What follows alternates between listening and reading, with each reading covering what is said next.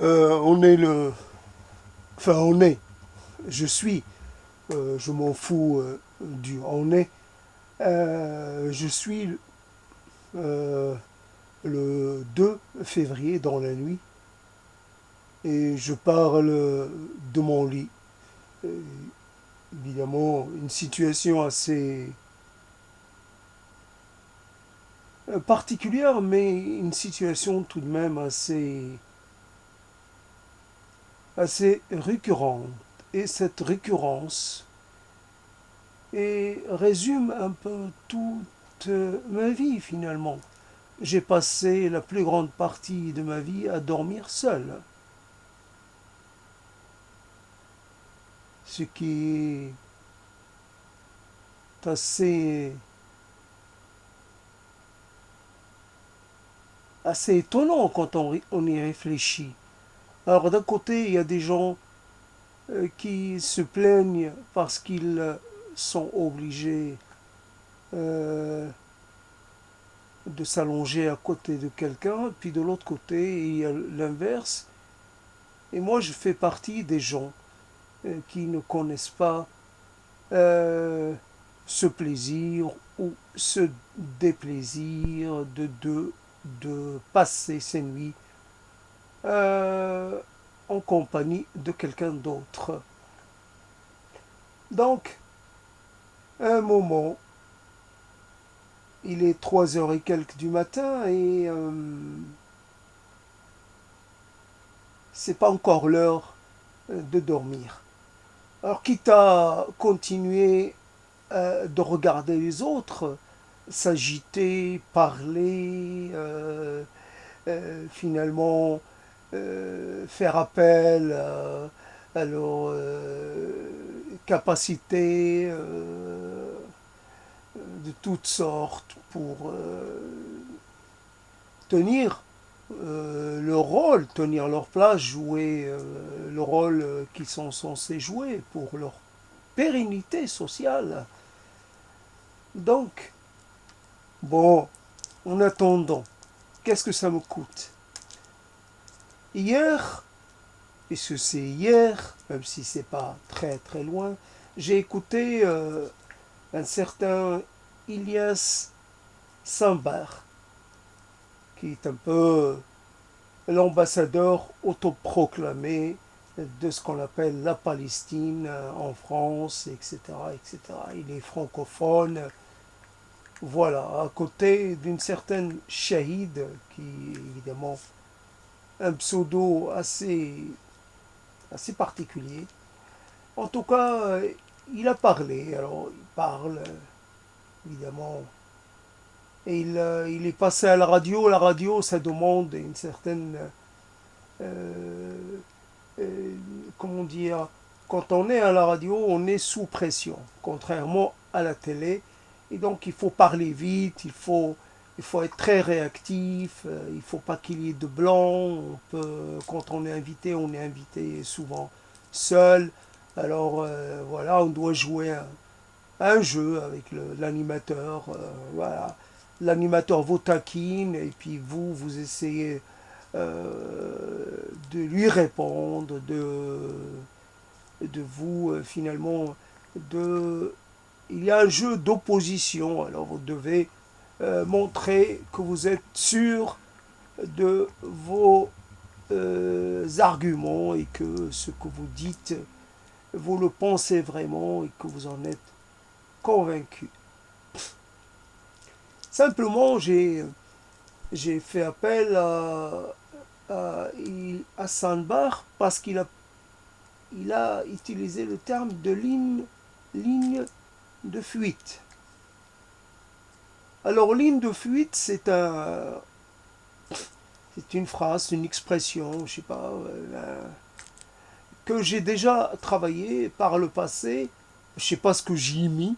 En tout cas, ça m'est venu un jour. C'est une résurgence d'une émission, voilà, ligne de fuite.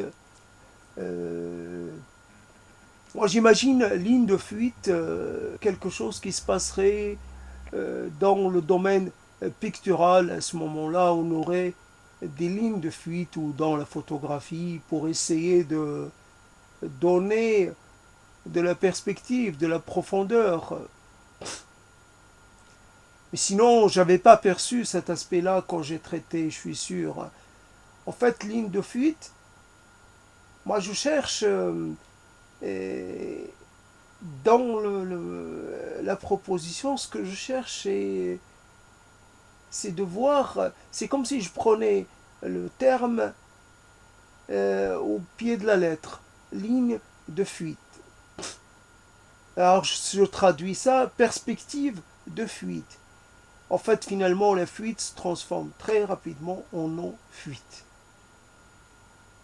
Une sorte d'emprisonnement, une sorte d'enfermement. Il n'y a pas moyen d'atteindre quelque chose qui se trouverait de l'autre côté. L'autre côté, par définition, est différent de l'endroit où on est. Ça ne peut pas être semblable ou identique, ou il doit y avoir des éléments dont je n'ai pas la possession, qu'il doit y avoir quelque chose là-bas, loin, très loin, ou juste en traversant la route, ou juste en escaladant un mur, un muret. Il y a toujours quelque chose de l'autre côté, et à force de rester de notre côté, finalement on se prive de tout ce qu'il est possible d'expérimenter, de toucher, de voir, de sentir, de vivre, de posséder. Eh oui.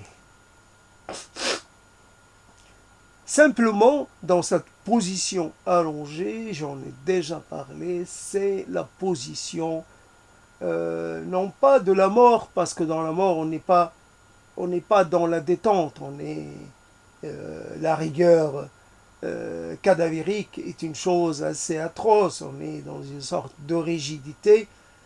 Après, on est peut-être dans une décontraction qui n'est pas anormale.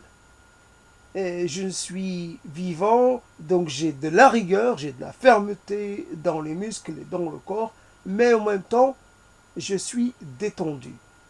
Donc je peux finalement faire marcher les deux.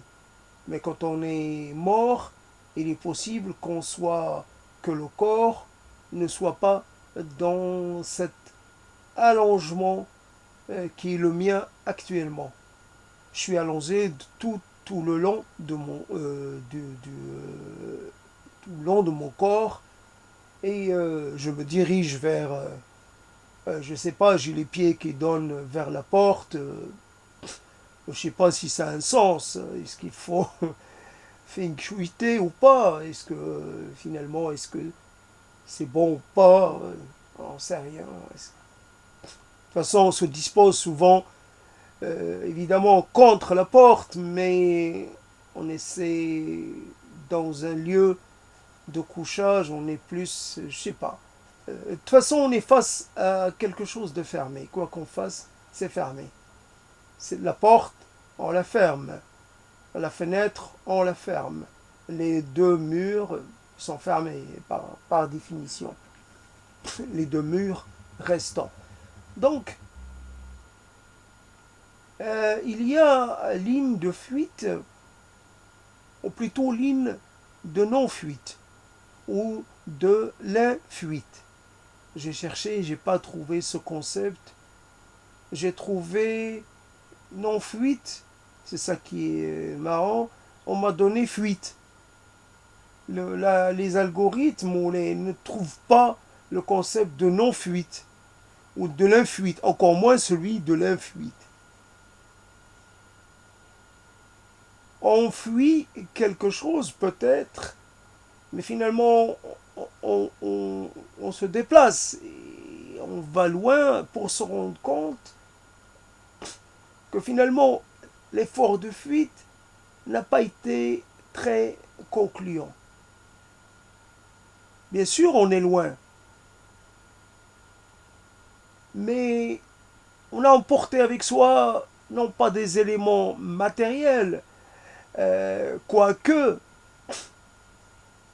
mais on a en plus des possibles éléments matériels, on a toute une, euh, tout un ensemble, toute une infinité de couches et de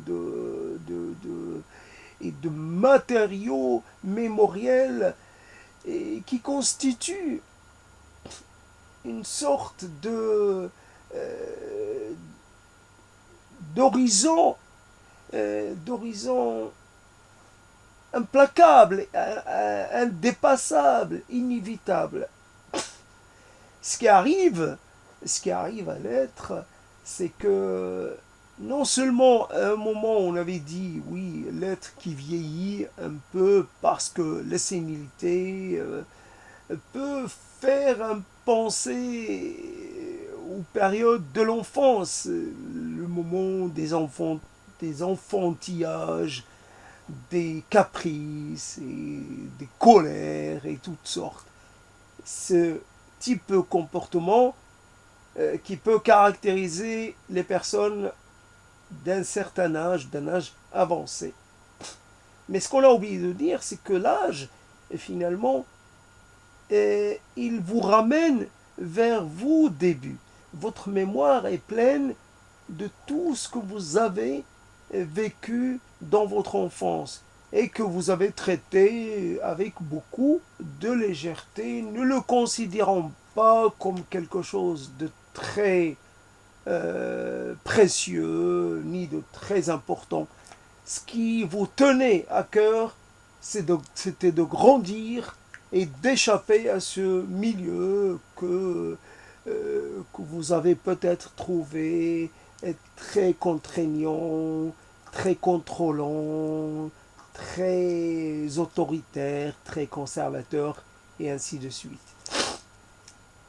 C'est vrai, c'est comme ça, on ne choisit pas son milieu, et de toutes les façons, quoi qu'on fasse, on sera toujours un peu en décalage, je dirais pas en conflit, en décalage avec son milieu d'origine, en tout cas pendant la période de rapide croissance. Après, adulte, on commence un peu finalement à faire à la part des choses et à entamer un processus de retour, un processus de réconciliation.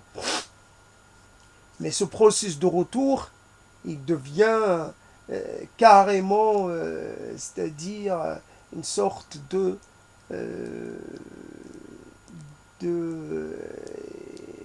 comment dire, il a une forme d'impérialisme. Il a tendance à se généraliser, à prendre, à remplir tout l'espace mémoriel en grande partie. Et vous y êtes un peu invité à y séjourner, d'autant plus que votre passé à vous, les moments de vie euh, que vous avez vécu seul et en autonomie, n'ont pas l'air d'être très honorables, d'être de qualité. Alors vous allez vous rabattre sur l'ancien et comme on disait à une certaine époque, voilà les anciens, ils savaient faire les choses. Et on peut dire, oui, la vérité, en fait, elle est dans le passé. Elle n'est pas dans le présent. Elle est dans le passé le plus ancien. Elle n'est pas dans le passé récent, le passé tout proche. Elle est vraiment à ligne de fuite. Simplement, ligne de fuite. J'avais pensé à quelque chose qui était RIP, etc. Une résurgence d'un titre de Gainsbourg. rip, etc. Rip, etc. Crève, etc. Meurs, etc. Tais-toi, etc. Repose en paix, ou plutôt repose dans le conflit. Rip par rip, je meurs en étant dans le reproche. Je meurs, je suis mort et, et je ne suis pas en paix. Je ne suis pas en paix. Je n'arrête pas de me réveiller assailli par les cauchemars, assailli par les souvenirs, assailli par les remontrances, assailli, mort et pas en paix, mort et tourmenté, mort et encore,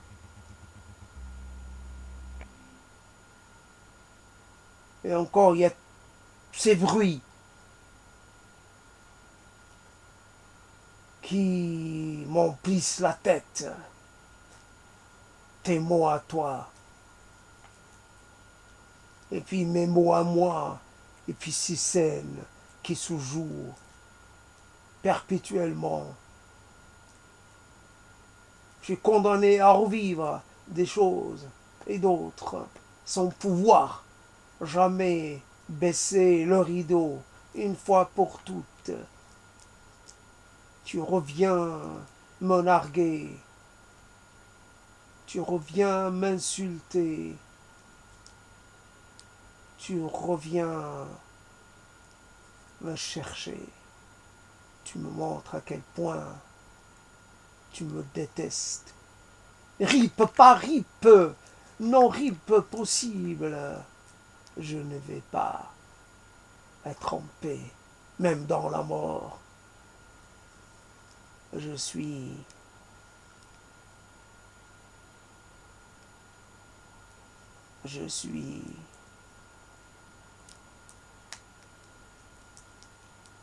même dans la mort, je souffre. Même dans la mort, je gémis. Même dans la mort, j'articule les mots. Je demande de l'aide. Je n'ai pas trouvé la paix.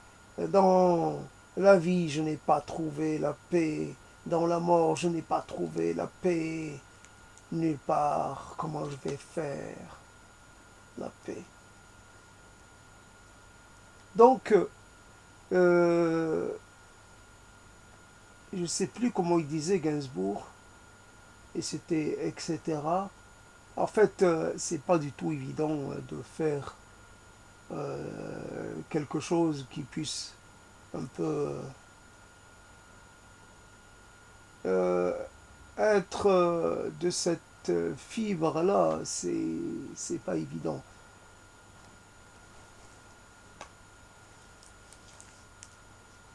Alors, je n'arrive pas à traiter RIP, je n'arrive pas à traiter ligne de fuite. Ouais, alors ligne de fuite, c'est peut-être la possibilité ou les possibilités qui vous permettent finalement, si c'est dans le monde pictural, moi j'aimerais prendre une petite place et me faire oublier un peu, euh, faire partie de l'arrière-plan euh, de la scène. J'aimerais pas être au premier plan ni au deuxième plan. J'aimerais vraiment passer pour une sorte de d'être anonyme, Ouais, ma place est là juste pour ajouter, je sais pas, pour donner un peu plus de profondeur, un peu plus de perspective, ou pour remplir. Je suis un figurant. Je sers à remplir l'espace de ma présence. Mais je suis un figurant parmi tant d'autres. Ce n'est pas, je n'ai pas de qualité propre. Voici donc ligne de fuite.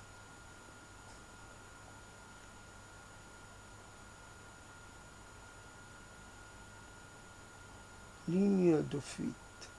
Espace offert pour un ultime refuge, un dernier territoire.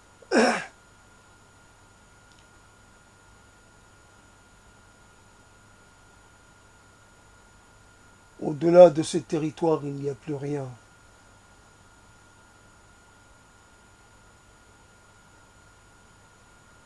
Ligne de fuite.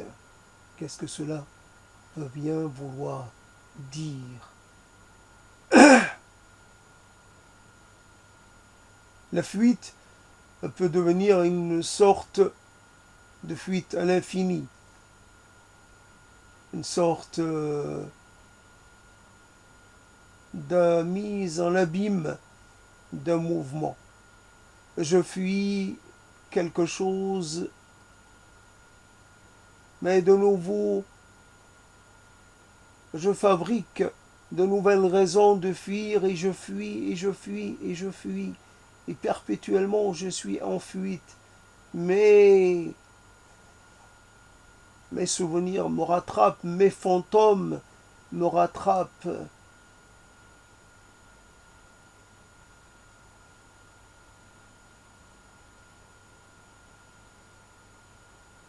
Je suis, je me sens dévoré de l'intérieur.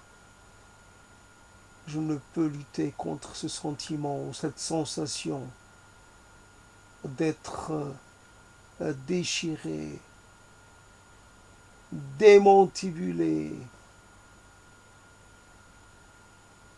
Ouais.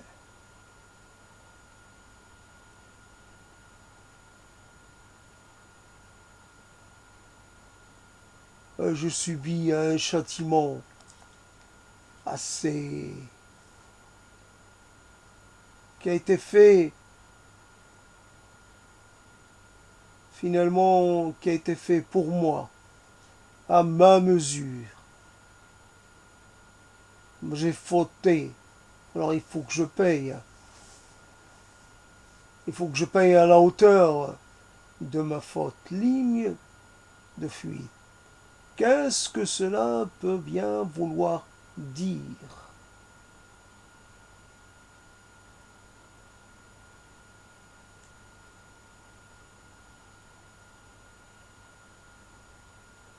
Il y a eu un moment où j'ai pris une photo, comme ça je l'ai gardée, je l'ai toujours depuis plus de 20 ans, qui représente beaucoup de chemins, beaucoup de lignes de chemin de fer, beaucoup de rails, les uns à côté des autres. Pour moi, cette multiplicité de chemins est une métaphore finalement sur la multiplicité et sur la variabilité des destins. Chaque, finalement, chaque être est emmené dans une direction.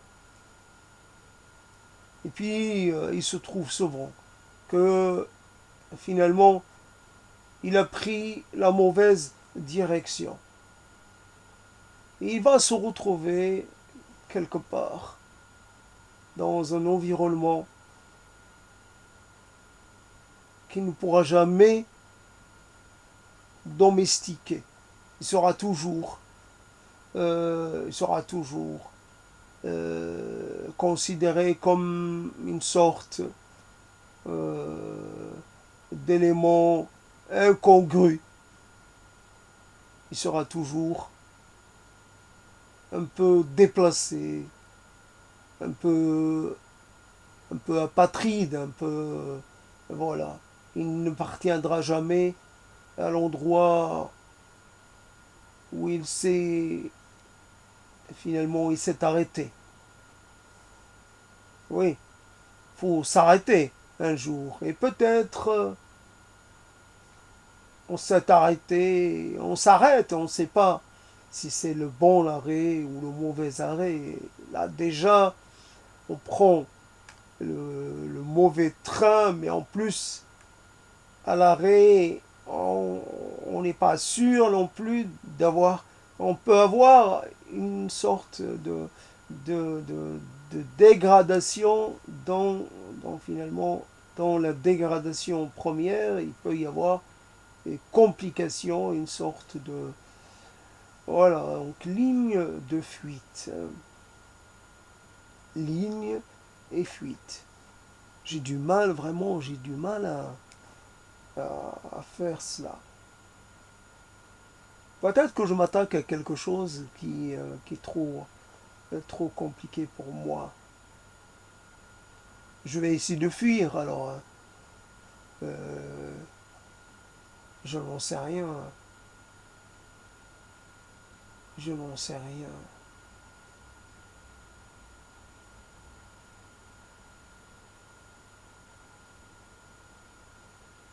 J'écoute des gens parler. Ils ont le même âge que moi. Et quelquefois, ils sont plus jeunes. Ils parlent avec science.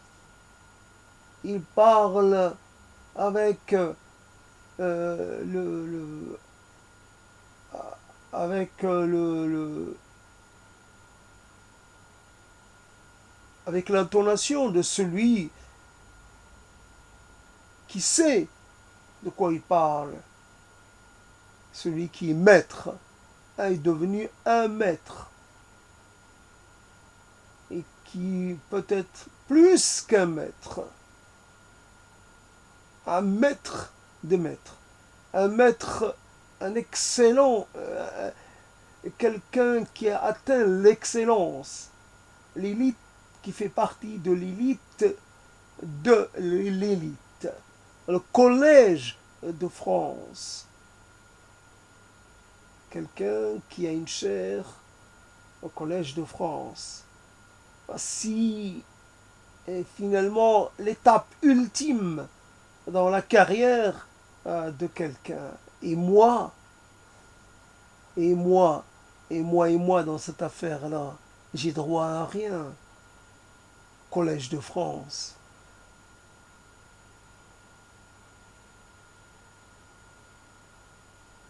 C'est pas que ça soit le seul lieu, finalement, de la réalisation, le seul lieu de l'idéalité.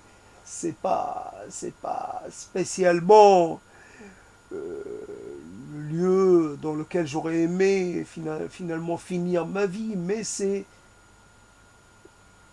permet, c'est le lieu d'une consécration tout de même. Alors, je n'aurai droit à aucune consécration. Voici quelqu'un qui parle. Alors il parle d'une chose et puis il parle aussi d'une autre. Il n'y a pas un savoir qui est confiné dans un domaine. Non, il peut déborder. Et quand il déborde, il semble, là aussi, maîtriser. Voilà.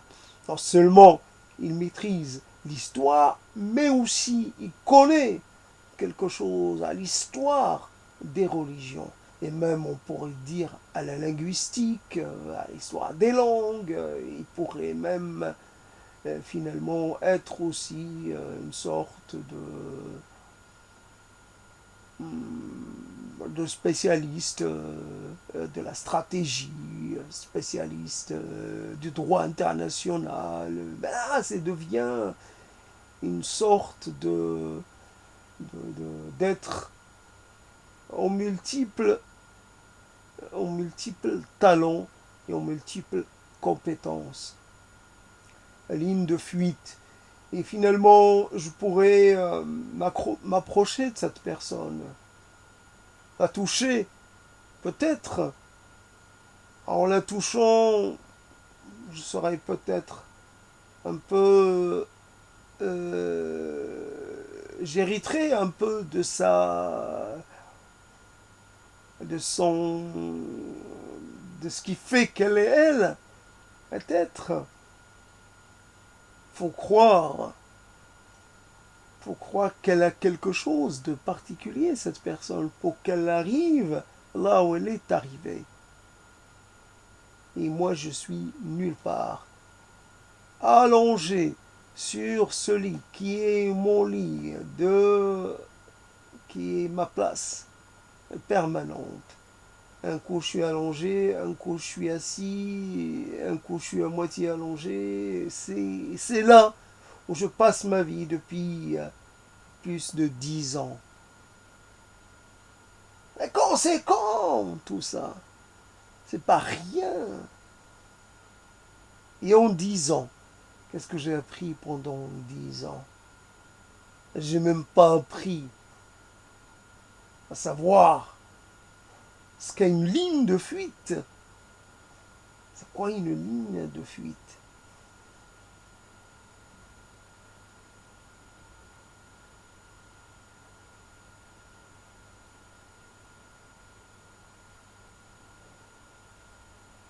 Oui, on pourrait dire, oui, il y a un petit quelque chose dans ce tableau qui m'attire, qui m'appelle. Tableau est en 2 dimensions, mais moi je peux le voir en 3 dimensions. Et même je peux le voir à N dimensions. Et je mets ma main dans le tableau et je suis happé à l'intérieur du tableau et je disparais dans une partie du tableau, dans cette chose qui n'attire pas le regard. Oui, je débarque dans un univers totalement étrange, où je ne reconnais rien, où je fais face à une sorte à une sorte d'inversion plutôt euh, tout ce qui est tout ce qui était pour moi, ce qui allait de soi, ne l'est plus. C'est de nouvelles règles, c'est de nouvelles lois physiques, il suffit euh, de penser une chose pour qu'elle se réalise, mais quand elle se réalise, elle est reprise par quelqu'un d'autre qui la déréalise à sa face, et puis la re-réalise, et ainsi de suite. Euh, il y a euh, les choses naissent, puis elles retournent au néant, puis d'autres prennent la place, et puis un univers dans lequel on n'a pas le sentiment d'avoir un corps, d'avoir un poids, on est léger tout en étant en capacité de, de, de s'asseoir et presque de prendre racine quelque part.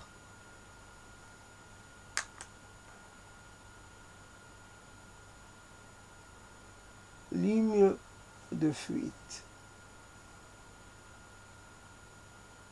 On pourrait croire que il y a toutes sortes de temporalités, qu'une temporalité c'est une affaire de point de vue. Moi, le temps, c'est vrai, le temps, il semble mettre de sa destinée ou de son déroulement. Et pourtant, il suffit. Il est possible de plier le temps à sa propre temporalité à soi. Il est possible de se créer des temporalités propres. Le temps n'est qu'une affaire de perception. Si j'inverse la donne, si je déclare et si je débaptise les choses, je peux m'en saisir et en devenir le maître. Il suffit que je n'accorde plus de caractère immanent, de caractère absolu au temps, pour que le temps devienne une chose quelconque. Il perd de sa de son intégrité, il devient perméable à tous les traitements, comme finalement à tous les désirs et à tous les caprices. Si le temps est une affaire de une affaire savoir comment je veux ou comment je pourrais rêver le temps. Alors allongé, simplement, je fais là une chose que je n'ai jamais faite ou que j'ai faite une fois, mais pas de la même façon. Je suis assis, je suis allongé, je parle. Et évidemment, avec les bouchons dans les oreilles, j'ai toujours le retour de ma voix dans les oreilles. C'est pas excellent, mais c'est comme ça. Alors, voilà.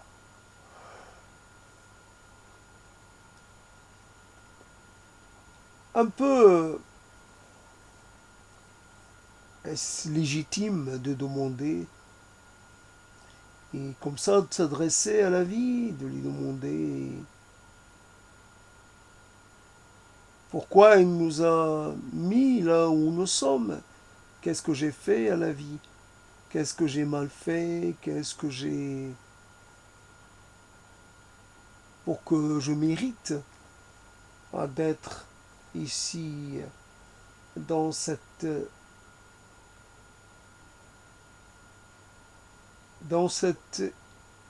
île, dans cette sorte de bulle finalement, bulle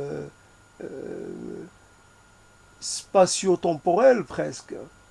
Je me rappelle de cette émission qui parlait de l'Oasis. Et l'Oasis, c'était pas, c'était quelqu'un à qui on demandait ce qu'il emporterait si jamais il devait séjourner dans une oasis. Et c'était juste une sorte de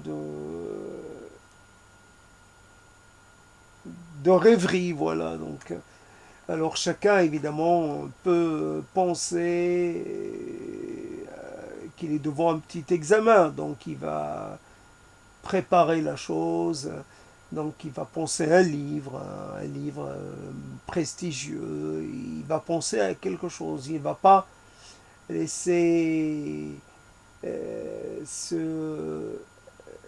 peu sa créativité ou sa spontanéité, il va contrôler le déroulement de ce moment. Mais finalement, l'île et beaucoup de gens dépensent certaines sommes pour acquérir des îles. Mais une île, c'est un espace presque stérile. C'est un espace fini, c'est un espace qui n'a aucun intérêt. Une île, on en fait le tour vite fait, on n'a pas besoin d'avoir une île coupée du reste du monde. On peut vivre dans une île, il suffit finalement de bâtir des murs autour de soi. Et c'est déjà, on est dans une île, et on est aussi dans son île à soi. Qu'on promène partout, je suis dans ma tête. Et c'est réellement là que se trouve mon île, mon isola. Puisque l'île, c'est l'isle, c'est ce qui a donné le terme de l'isola, c'est je suis là. Et finalement, et même si je voulais que les gens y viennent, ils n'ont pas envie de venir, ils n'ont plus envie de venir. Donc je suis un peu une sorte de bagnard condamné, une sorte de condamné à vivre dans mon isola, seul, simplement seul. Seul et d'une façon qui semble devoir durer.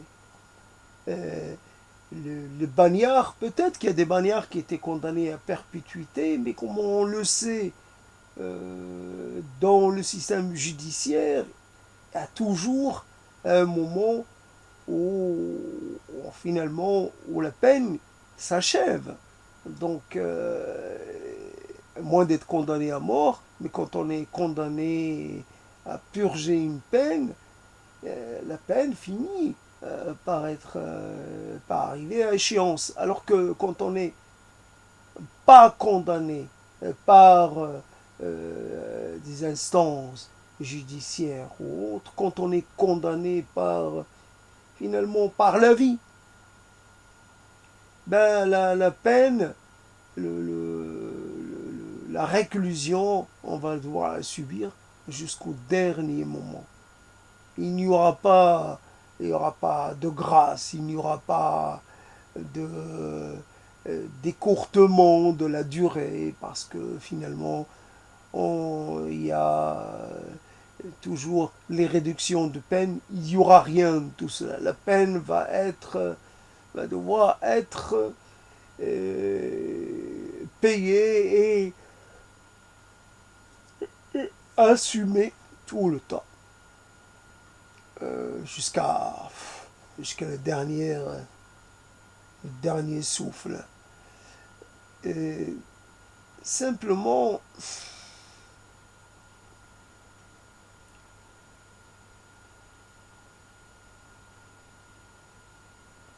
alors ce corps qui finalement se trouve totalement euh, euh, infonctionnel, se trouve sans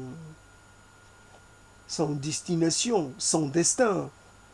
Et ce corps, il n'a pas été imaginé, il n'a pas été désiré comme ça.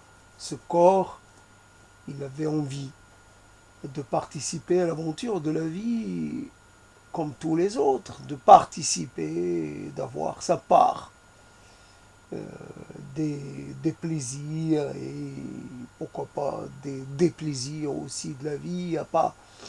Mais voilà, ce corps avait besoin d'avoir d'autres corps à sa disposition dans un rapport d'échange, voilà.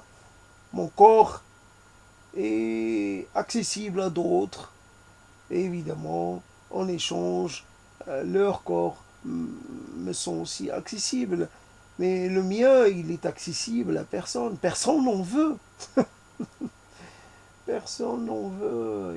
C'est un corps amoindri, c'est un corps en déchéance, c'est un corps qui ne peut plus tenter quiconque. À quoi sert ce, ce corps qui non seulement n'a rien de tentant, mais en plus, il n'a même pas quelque chose à raconter. Ce corps vieillissant, bien sûr, normalement aurait dû avoir un savoir. Voilà, on me dirait, voilà, monsieur, le professeur, le docteur un tel, voilà, et on vous, finalement, on vous respecte, on vous estime, et on vous, finalement, on a beaucoup d'égards pour vous parce que vous êtes détendeur d'un savoir. On a finalement, on, on loue votre savoir. Alors votre corps, il n'est plus, il n'est plus un objet de désir, mais votre savoir, lui, par contre, oui. On pourrait même vous jalouser pour le savoir dont vous faites preuve, votre pensée, et sa profondeur possible, et finalement son côté peut-être universel, son côté entier, et de cette intelligence que peut-être vous avez, cette capacité à saisir les éléments saillants, à lever finalement les contradictions, à percevoir les interactions, finalement à déduire les, les, euh, les différentes finalement à mettre en lumière les différents mécanismes qui régissent tel ou tel phénomène, tel ou tel euh,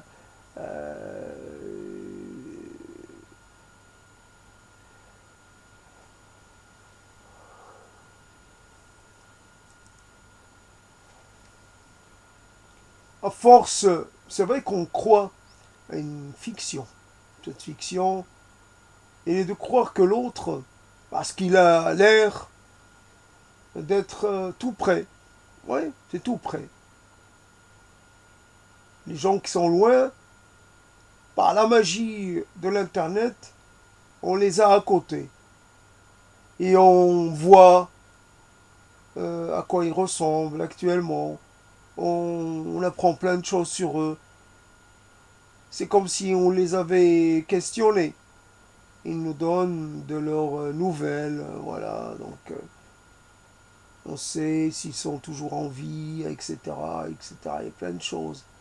Mais ces gens-là sont des absents. Alors notre vie, elle est remplie d'une certaine proximité avec les absents.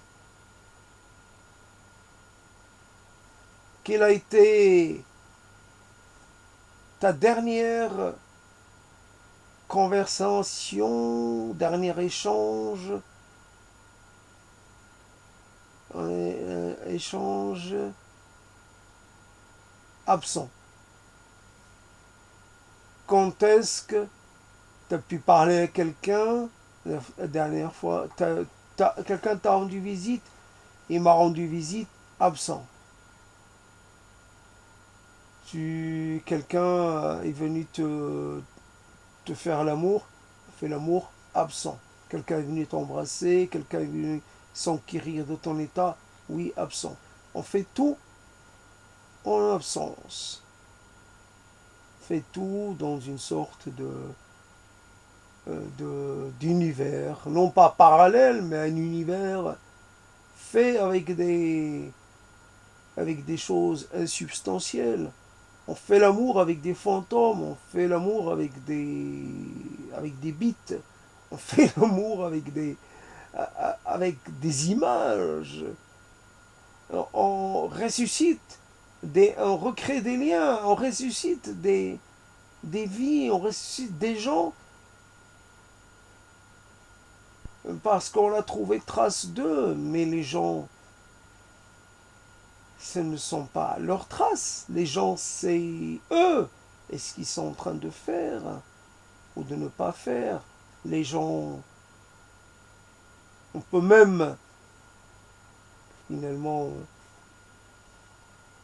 Alors cette possibilité d'avoir une sorte d'amis, une sorte de connaissance, une sorte de visiteur. Alors tu mets des mots et tu te dis tiens, quelqu'un va m'écouter, quelqu'un va m'entendre, quelqu'un va peut-être me prendre en pitié, quelqu'un va peut-être avoir de la sympathie pour moi, mazette, que nenni, rien. Et même cette hypothétique amitié, cette hypothétique et hautement vraiment improbable possibilité, même celle-là, elle devient rare. Voilà, personne n'est venu me visiter. Dernière chose, personne n'est venu. Alors, le monde. C'est vrai que on a rarement, euh, on a fait des masques mortuaires à une certaine époque, c'est vrai. On a noté les derniers mots, mais on a rarement enregistré les derniers mots de quelqu'un. C'est pas, on n'y pense pas. Peut-être à notre époque, avec les moyens assez euh, faciles à manier, peut-être qu'on va enregistrer les derniers instants de la vie d'un être. Mais en tout cas, je suis dans une situation comme si finalement je suis en train de parler juste avant de mourir, juste avant de disparaître. Je parle dans mon lit, ou je parle à partir de mon lit, et je parle la lumière éteinte, et je suis à demi somnolent. Je suis un peu, déjà pas totalement, pas totalement, euh, je suis j'appartiens déjà à, à l'être que je vais devenir dans quelques temps, dans quelques instants, à l'être qui va perdre conscience, à l'être qui va mourir, peut-être pour peut-être renaître quelques heures après ou peut-être pas, qui sait. Ainsi donc des mots un peu ultimes malgré tout, un peu derniers, les mots derniers. Alors les lignes de fuite, je sais toujours pas ce que c'est.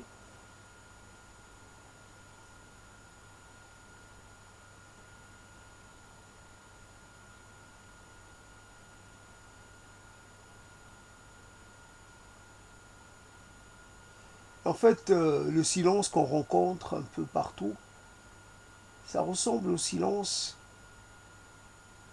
qu'on rencontre quand on parle à quelqu'un et qu'on a l'impression que la personne n'a pas, comme on dit, n'a pas enregistré. Et elle n'a pas écouté. Elle n'a pas entendu ce qu'on avait envie de lui dire. Que on a dit une chose importante, mais que cette chose est passée un peu sans avoir été ressentie comme telle.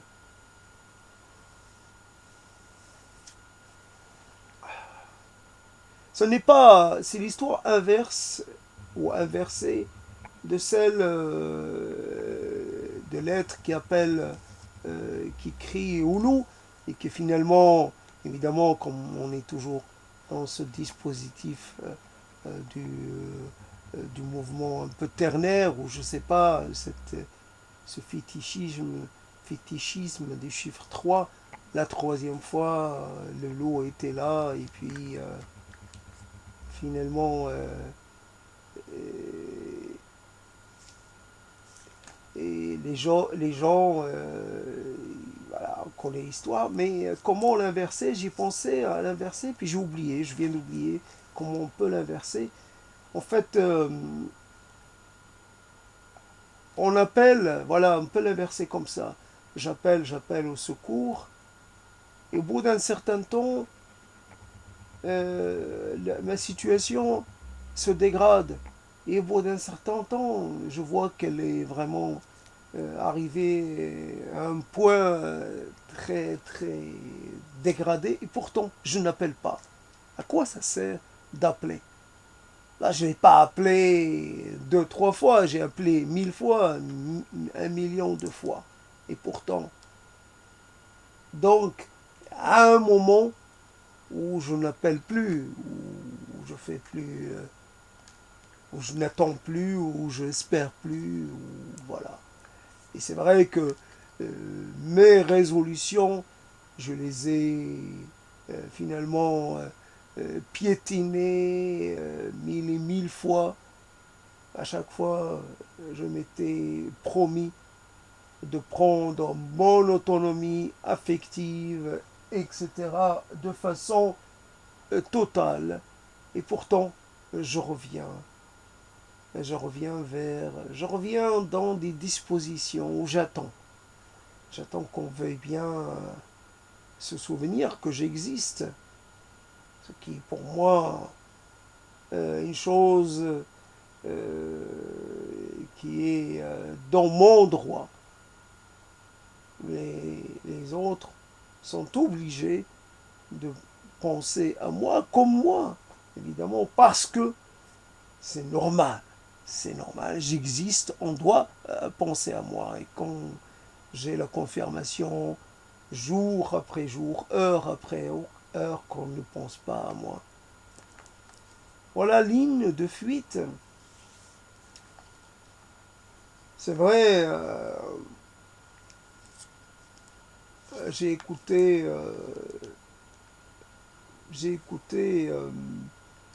des choses qui ont été dites par des gens qui ont écrit un peu ce qu'on appelle, alors je ne sais plus comment on appelle, je dirais la biofiction, je ne sais pas comment on dit, en fait un peu biographie, en fait, par référence à la biographie, mais en fait au vécu de l'être. Alors l'ego fiction, je ne sais pas comment on dit, j'ai oublié le terme. En tout cas, écrire, beaucoup de gens écrivent sur ce qui leur arrive, évidemment, des choses importantes. Quoique ça peut être aussi sur des choses très, très secondaires, même triviales. Peu importe, l'écriture a de la place pour tout. Et finalement, il y a toujours de la vérité ou une part de vérité dans les choses les plus simples ou dans les ennuis les plus insignifiants que l'on puisse rencontrer, que l'on peut rencontrer. Simplement, euh, il y a toujours une vérité. J'arrive, il y a peut-être des lois même, quelquefois. Un peu passer simple observation comme ça en mots, passer à essayer de comprendre un peu plus, de façon un peu plus organisée, un peu planifiée. On va recréer les conditions de la production, les conditions du surgissement de l'événement.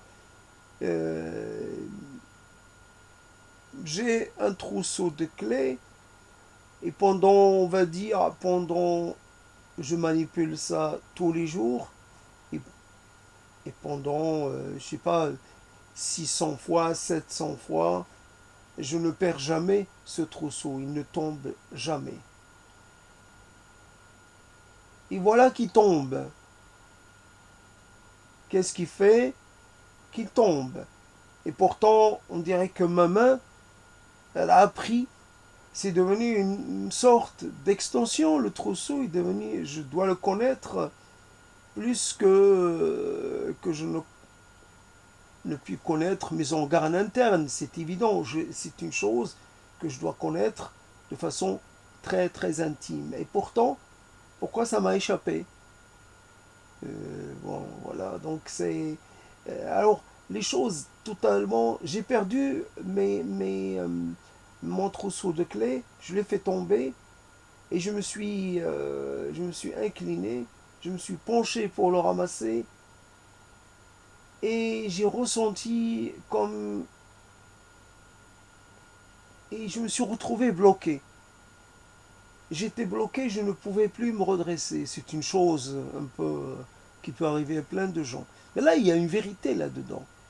Une vérité un peu du destin des corps. Comme, oui, le corps que j'avais finalement, certaines parties de mon corps auxquelles j'avais accès sans effort. Voilà, cet accès devient un peu plus besogneux, un peu moins. Ah, il faut que je fasse un effort. Il faut que comme j'ai un bras, ce bras-là est encore très mobile, mais l'autre bras, lui, il est un peu à moitié paralysé. Il l'est depuis un certain temps déjà. Donc je ne peux plus faire avec comme je faisais auparavant. Je dois tenir compte de son état actuel qui va devenir peut-être un état permanent.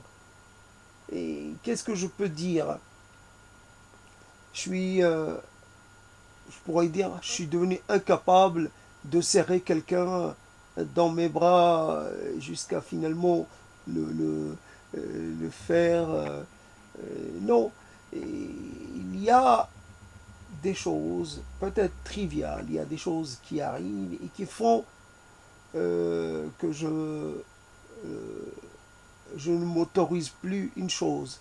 Alors c'est peut-être une chose très relativement mineure, comme ça peut être l'inverse, une chose. Donc je suis obligé de faire avec. Alors une écriture un peu, une sorte d'observation, un peu clinique, un peu comme si je faisais un travail,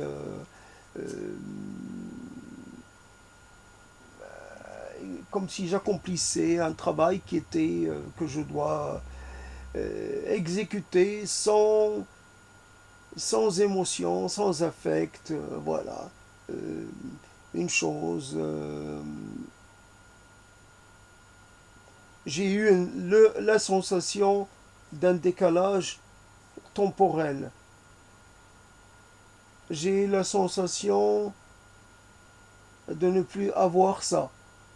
Est-ce que la sensation est une chose que l'on peut finalement... Quel est le degré de viabilité ou le degré de fiabilité qu'on peut accorder à une sensation? Comment classer les sensations? Comment on fait dans les hôpitaux? Votre douleur, si vous devez lui donner un chiffre de 1 à 1, et voilà. Donc on pourrait dire le, le niveau de crédibilité, c'est combien? Le niveau, comment cela s'est traduit dans votre esprit? Est-ce que ça avait l'air très réel? Est-ce que ça avait l'air un peu réel? Est-ce que ça avait l'air un peu entre le réel et l'irréel? Et puis, les fonctions motrices, on peut parler des fonctions motrices sans parler de la sensation. J'ai senti comme un raidissement. Voilà, j'ai un raidissement. J'ai un raidissement dans le cœur, comme dans le corps, comme je peux avoir un raidissement dans, dans ma mémoire, dans mon esprit. Comme actuellement, je suis dans une situation où, où les mots peinent à venir. Mais comme Je ne suis pas dans la performance, donc ça me convient, ça ne me dérange pas. Je continue. Je continue à parler comme ça, lentement. Et voilà les lignes de fuite, toujours au pluriel, ça paraît plus intéressant. Ligne de fuite.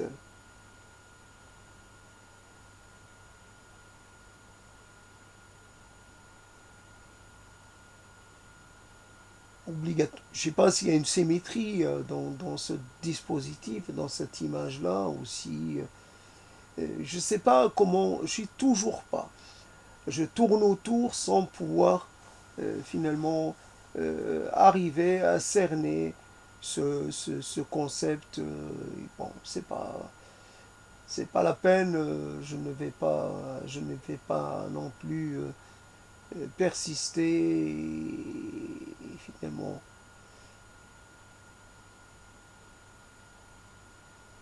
Oui, raconte-moi une chose. Raconte-moi une chose que tu n'as jamais dite auparavant. Raconte-moi une chose, et ça doit être la première fois. Raconte-moi une chose qui ne se trouve nulle part, ni dans tes écrits, ni dans tes... finalement, dans tes affaires. Raconte-moi une chose. Allez, raconte-moi une chose qui vient de très très très très loin. Ouais, je veux bien, mais je ne sais pas. Je ne sais pas. Je peux te raconter un regret, mais c'est un regret qui m'est assez familier. J'étais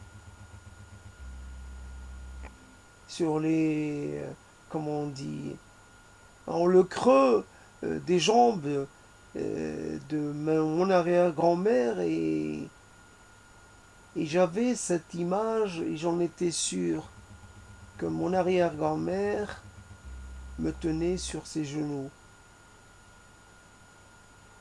Mais je ne vois plus la grand-mère. Et je la vois plus du tout. Et même, quelquefois, à la place de mon arrière-grand-mère, je mets ma grand-mère.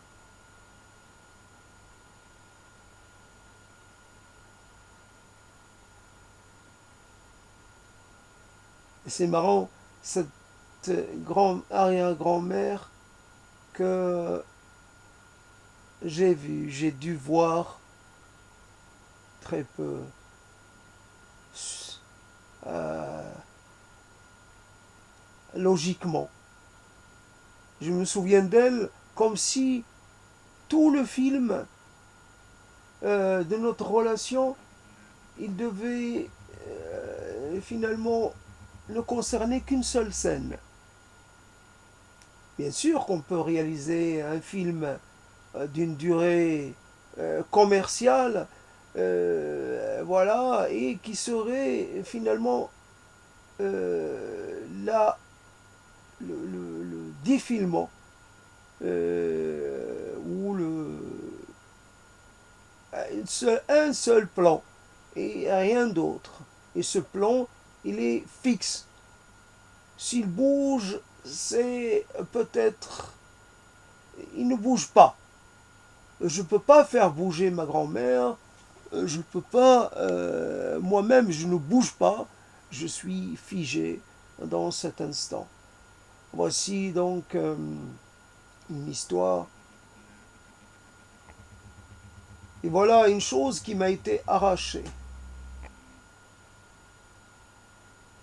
Et je suis plus dans le regret de cette grand-mère, arrière-grand-mère, que dans autre chose. Cette maîtresse femme, cette fille d'esclave qui a eu le titre de maîtresse. Quelle vie ça a dû être la sienne, maîtresse.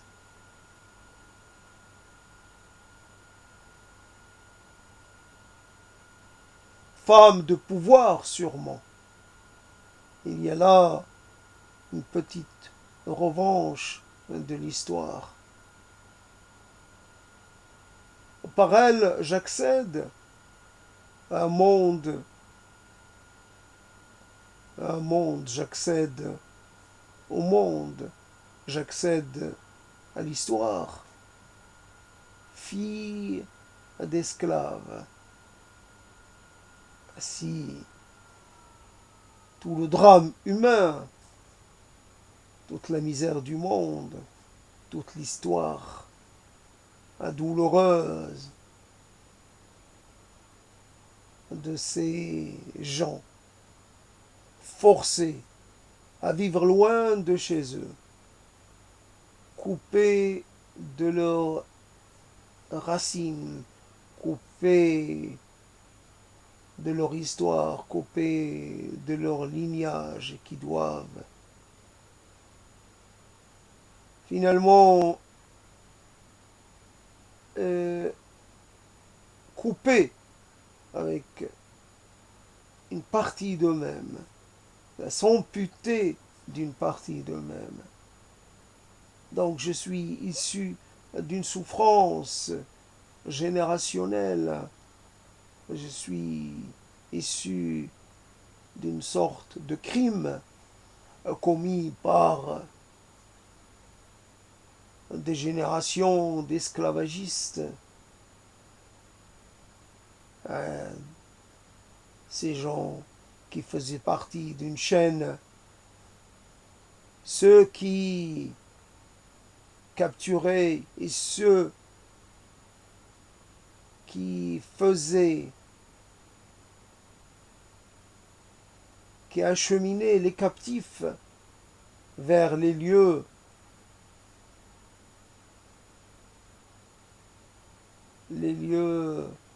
de leur nouvelle vie, lieu de leur mise sur le marché. Esclave qui a été acheté, esclave qui a été acheté parce qu'elle était jolie, parce qu'elle plaisait, parce qu'on avait besoin d'une servante, parce qu'on avait besoin d'un homme de force, parce qu'on avait besoin.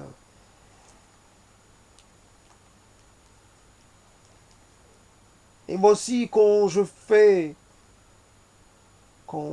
la comparaison, évidemment, ce que j'ai pu vivre par moi-même ne tient pas à la comparaison.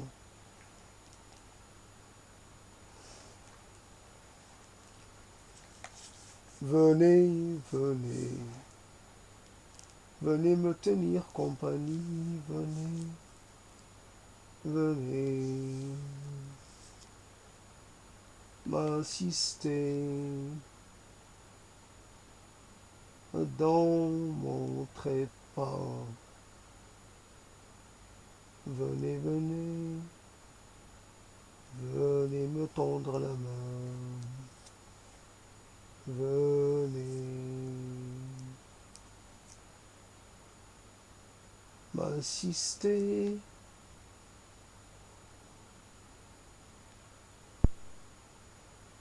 Ô vos ancêtres,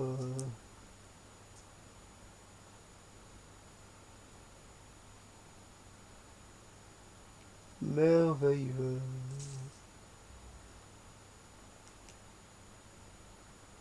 venez tous,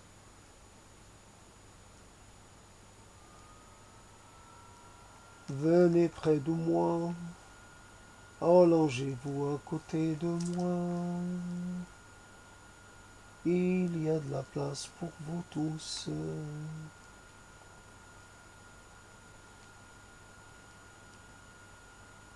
Soyez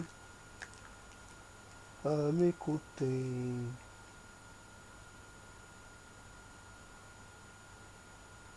J'ai besoin de votre présence. J'ai besoin de votre assistance. J'ai besoin de vous entendre, de vous voir et de vous sentir. J'ai besoin de vous, tous. Venez, venez. Venez alimenter mes rêves.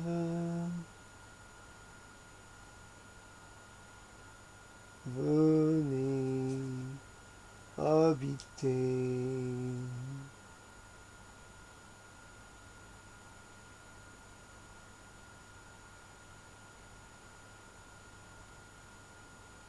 Habitez mon songe.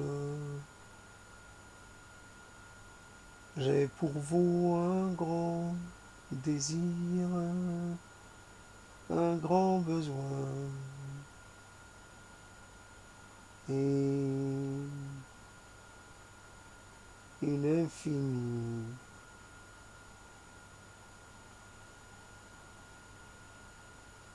et une infinie curiosité. J'ai envie de vous connaître, de tout savoir de vous. Venez, venez, ne restez pas dans vos petits coins. Ayez l'amabilité de me rejoindre, de faire partie de moi, tant besoin de vous, dès tant besoin.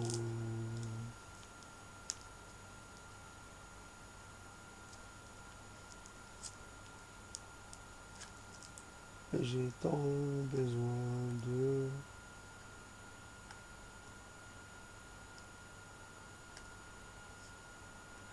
votre protection.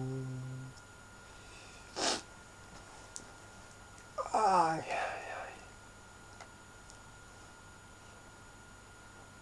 Se détacher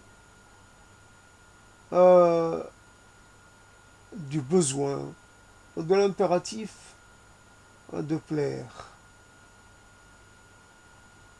Plaire, à quoi ça sert? Déplaire, c'est un risque que j'accepte de courir.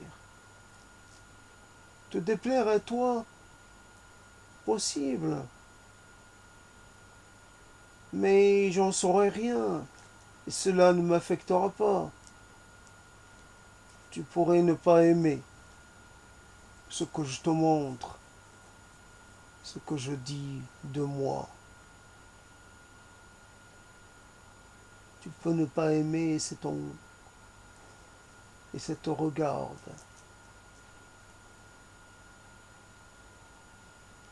Je n'en ai cure.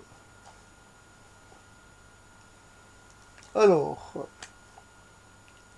il n'y a pas de transmission de pensée. Il n'y a pas de transfert de rêve.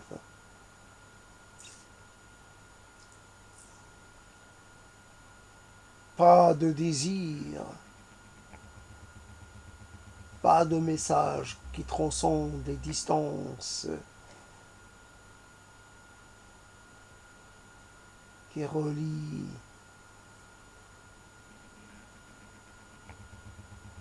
Toi, tu es dans ton coin, sûrement, allongé alors qu'il est.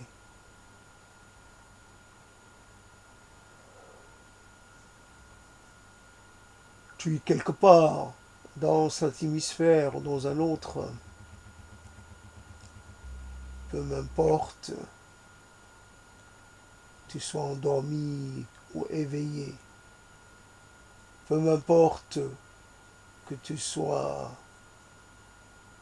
content ou pas content. Peu m'importe que tu traverses des moments difficiles ou pas. Peu m'importe que tu constates que les choses sont en train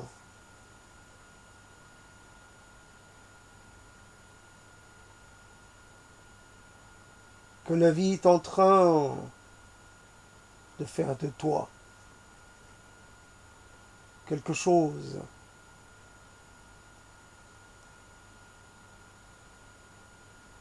qui risque de ne pas te plaire.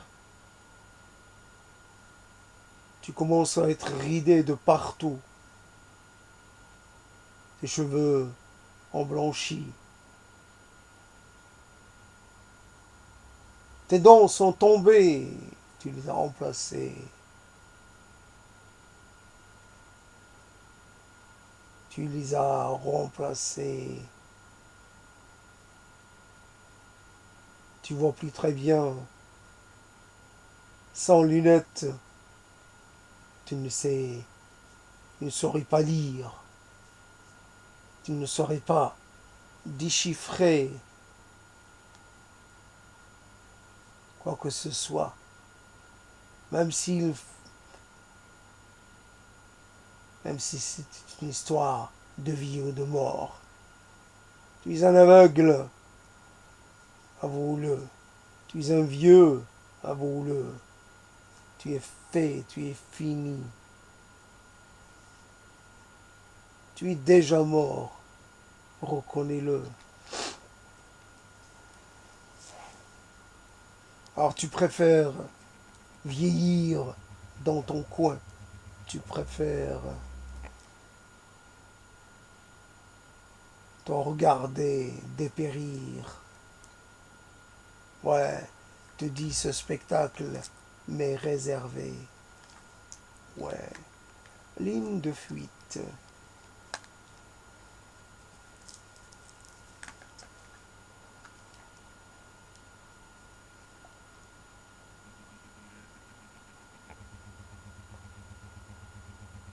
On a envie de dire des choses de la vie. Alors on a envie de dire une chose.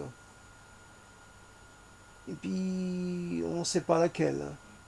Bon, que dire?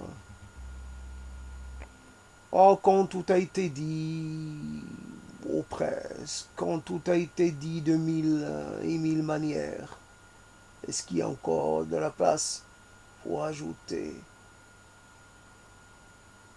Est vrai, il paraît que Higgins Clark, si j'ai bien prononcé son nom, est morte. Higgins Clark. Et sûrement d'autres et d'autres et d'autres et d'autres. Mais qu'est-ce que la mort? Quelqu'un qui a écrit, tant écrit. Waouh!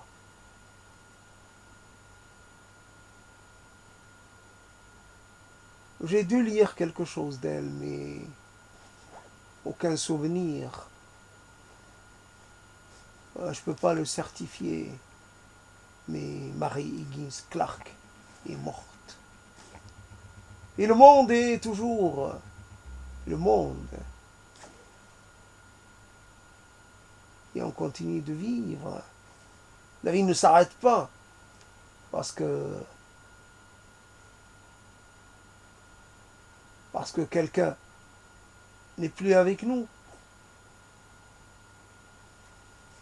Oui, que dit protester? Et oui, revient le terme protest song. Protest song. Oui, dire non, refuser, refusnique.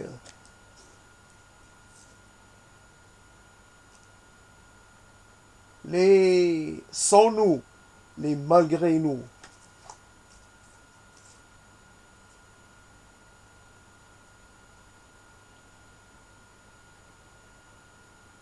les gens de la fiche rouge et ceux qui ont dit ce n'est pas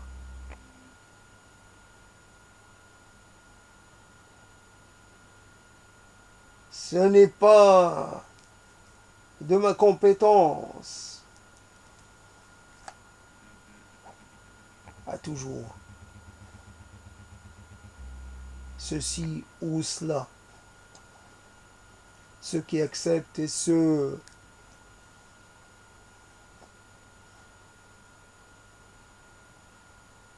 qui disent stop et ceux qui disent pourquoi pas.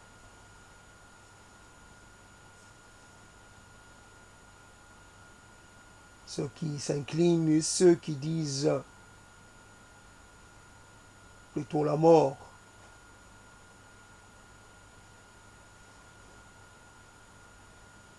Fait accompli. Le fait accompli ne passera pas par moi. Moi, je ne suis pas un fait accompli. Moi, je suis un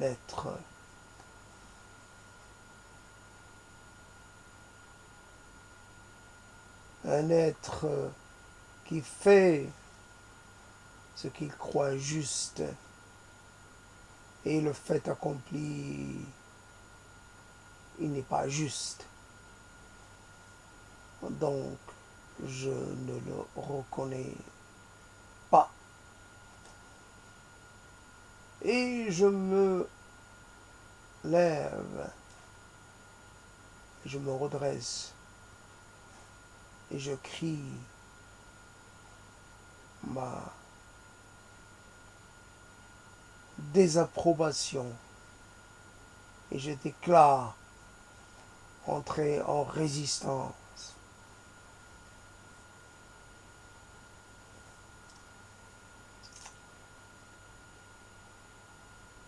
Ouais.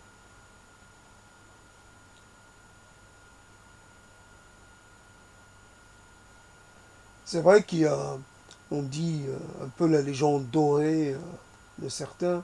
On dit voilà, il y a un tel qui se levait à 6 heures du matin et puis il commençait à écrire. Voilà, il écrivait tous les jours à 6 heures et quelques, voilà, jusqu'à 10 heures, jusqu'à machin. Et on les croyait, les gens qui rapportaient ça, comme s'il y avait une sorte de... comme si l'acte d'écrire était une chose que l'on pouvait faire, comment dire, que l'on pouvait dompter de cette manière-là. On ne dompte pas l'écriture. On ne dompte pas les mots et selon notre état physique, selon notre l'heure du jour, de la nuit, selon. Les mots qui sortent ne sont pas les mêmes.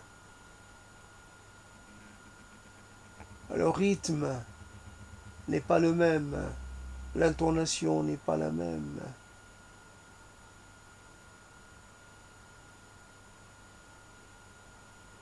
Oui, il y a rien à dire. Mais je ne veux pas le reconnaître. J'ai rien à dire. J'ai rien à développer, j'ai rien à démontrer. Je dirais le rien est de mon côté. Le rien est mon allié.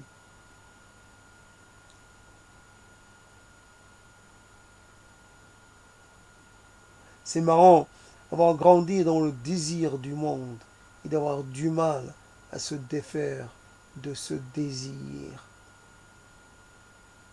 Passer la grande partie de sa vie à essayer de renoncer à cela. Est-ce qu'il y a des désirs légitimes? Est-ce qu'il y en a qui seraient illégitimes? Après, il suffit d'ouvrir un livre, un fascicule de phrases toutes prêtes pour trouver une sorte de caution d'un tel ou un tel, préférence du côté de l'Asie. Ça y est, vous qui avez lutté, vous qui vous êtes épuisé, usé, à tenter de venir au bout des choses que vous vous êtes imposées. Il est venu le temps pour vous de lâcher. Il est venu le temps de vraiment se pencher sur l'essentiel. Faites les choses sans vous forcer à les faire. Le désir est trompeur. Le désir est une chose qui vous perdra. Ne vous laissez pas abuser. Voilà une sorte de chose comme ça. C'est vrai que l'on peut dire après, il ne suffit pas de dire une chose pour qu'elle devienne réalité, pour qu'elle résume. Est-ce un mot qui est dit en quelques dixièmes de seconde? Est-ce qu'il peut résumer 10 ans, 20 ans, 40 ans, 50 ans? Sûrement pas. Sûrement pas. Tout ce qu'on a fait dans le passé avait sa légitimité, était logique au moment où on le fait, était peut-être la chose à faire. Après, il faut voir. On n'est pas le maître absolu en ce qui nous arrive. On est, on est un acteur parmi tant d'autres dans cette histoire-là.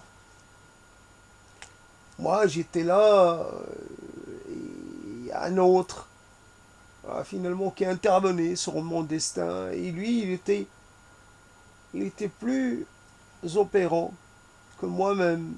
C'est normal, parce que il y a un moment où on laisse le contrôle de soi à quelqu'un d'autre.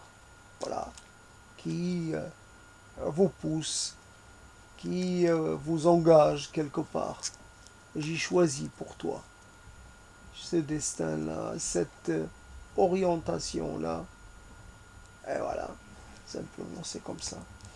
Alors voilà, donc peut-être qu'il faut s'arrêter. Euh, J'entends l'écho d'une voix qui pourrait dire cela, dans l'écho de quelqu'un, voilà, comme on dit, je ne sais pas pourquoi.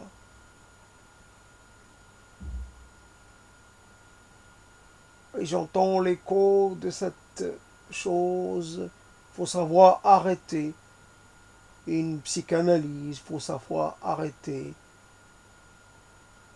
Il faut savoir arrêter. Quelque chose que l'on fait parce qu'il arrive un moment où ça doit s'arrêter. Il n'y a rien qui soit sans fin et une chose un peu facile à dire, à constater, mais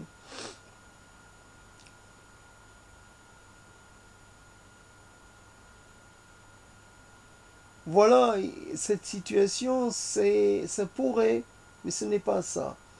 Et la situation dans laquelle, finalement, on a préparé ses affaires, on est là, on va prendre un moyen de transport qui va nous amener loin et on pourra finalement dire adieu de toutes les façons possibles aux personnes qu'on laisse derrière soi. Finalement, au bout d'un moment, la distance va aller en s'agrandissant. Ces gens-là,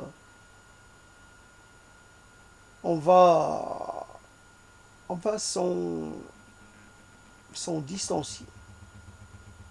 On va plus vivre avec eux.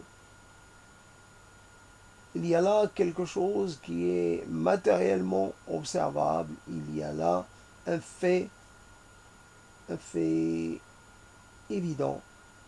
C'est une rupture, c'est une séparation. Parler comme ça et avant de partir dans le sommeil, c'est pas la même, c'est pas dans le même ordre. On se sépare d'un moment puisque je suis dans le 2 février, mais je vais y être plus encore quand je vais me réveiller. Et j'aurais dit adieu fondamentalement au jour d'avant, à la hier. Et le 1er février deviendrait une sorte de... comme une... oui, hypothèse, une chose hypothétique. Ça, oui, bon, il faut croire que ça s'est produit. Il faut croire que ça s'est produit, puisque, évidemment, si il y a le 1, le 2 et le 1, c'est mathématique. Mais en même temps, il ne me reste rien de ce 1.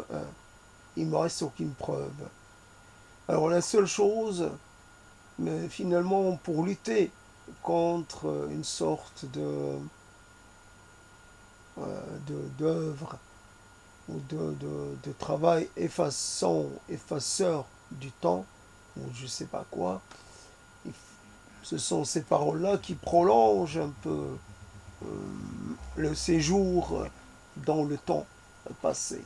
C'est une forme de persistance. Alors comme la persistance rétinienne, c'est une persistance numérique. Voilà, il y a un élément. Il y a un élément qui fait que on peut habiter un moment passé de nouveau, finalement y revenir, pas exactement de façon totale, mais on peut presque euh, entrer, le toucher. Il y a presque la sensation d'y être, alors que finalement ce n'est qu'une sensation, ce n'est pas la réalité. La réalité est même, je suis ici en cet instant, c'est le 2, je ne sais pas quelle heure il est, et pourtant, j'ai pas le sentiment d'exister réellement, d'exister de façon, c'est-à-dire, j'ai pas l'impression d'avoir un être complet, un être dont, finalement,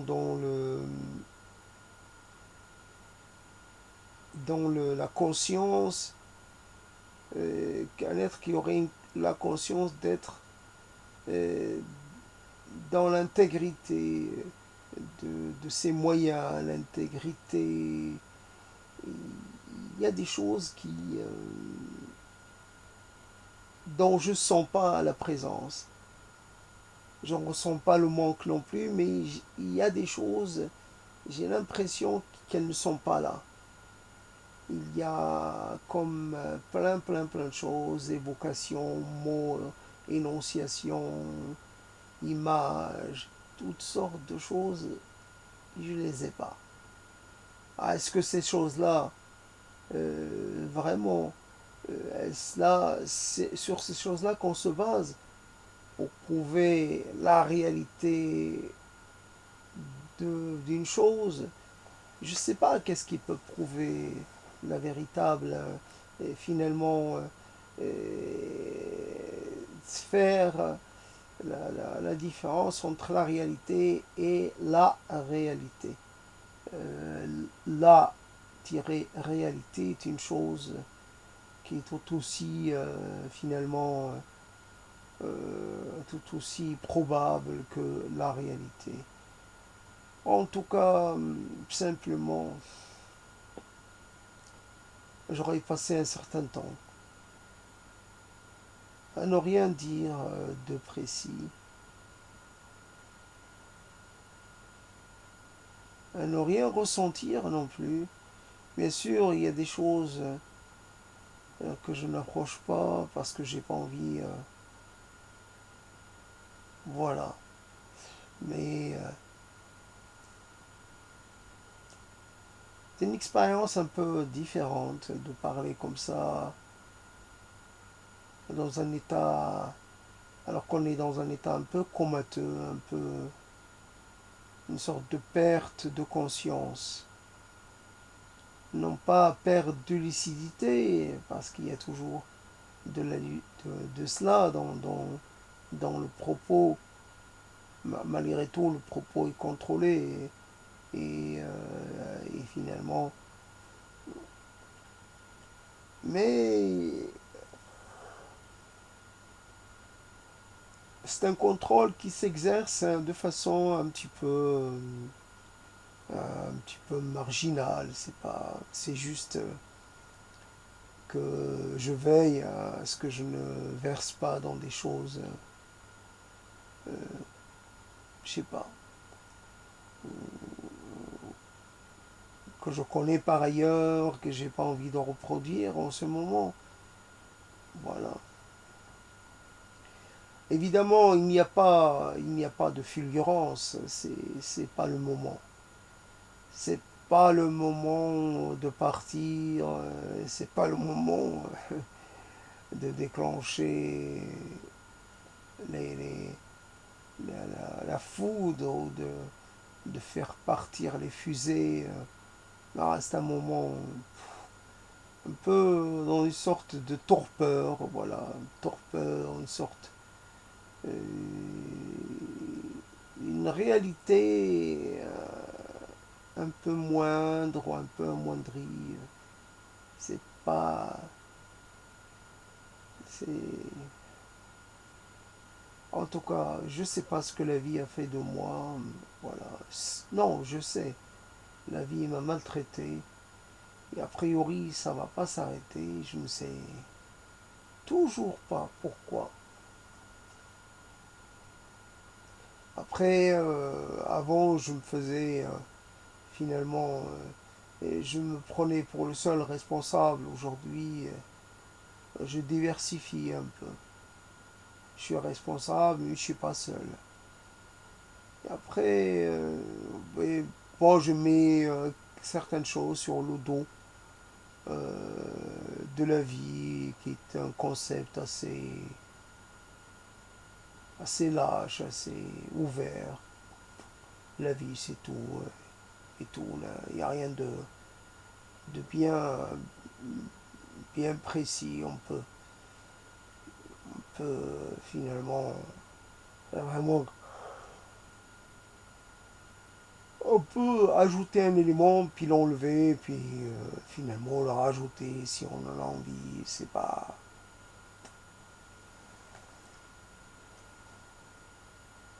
dormir.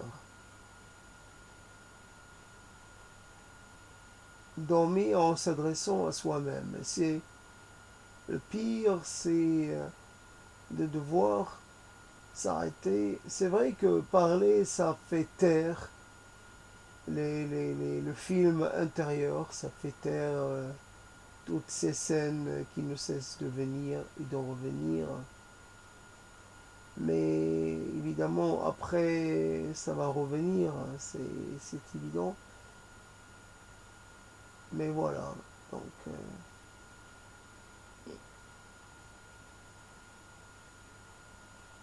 ouais, il y a des choses.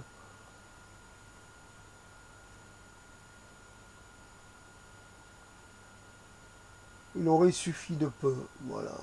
Il aurait suffi de peu. Comme quand on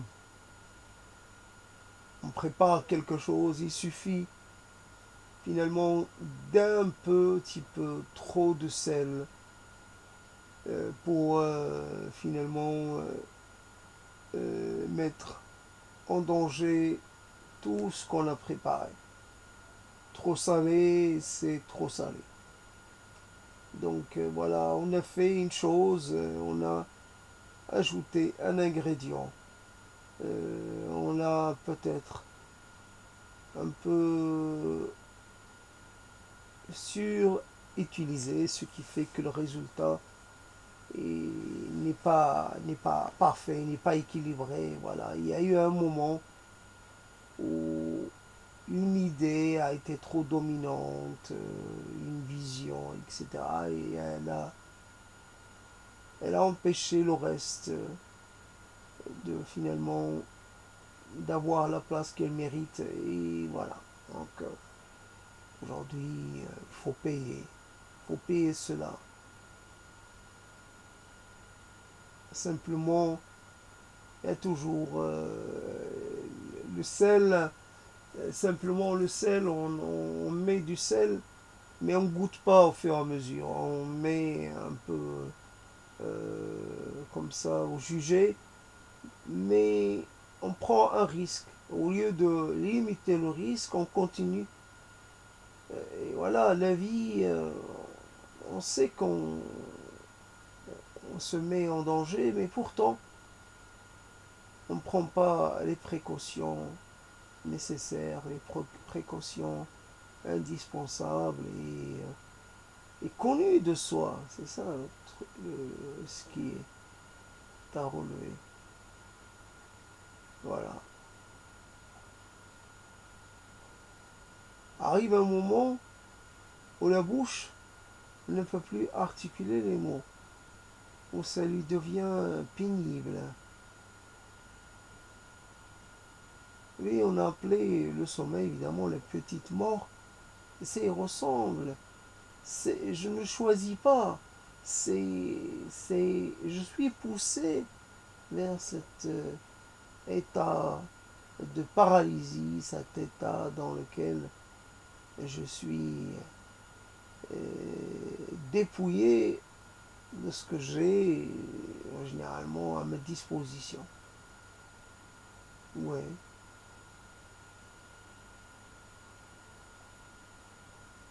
Qu'est-ce qui se passe? Qu'est-ce qui se passe?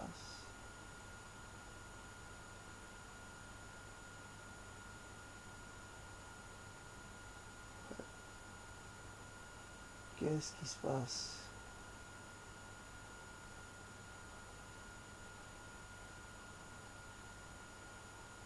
Qu'est-ce qui se passe?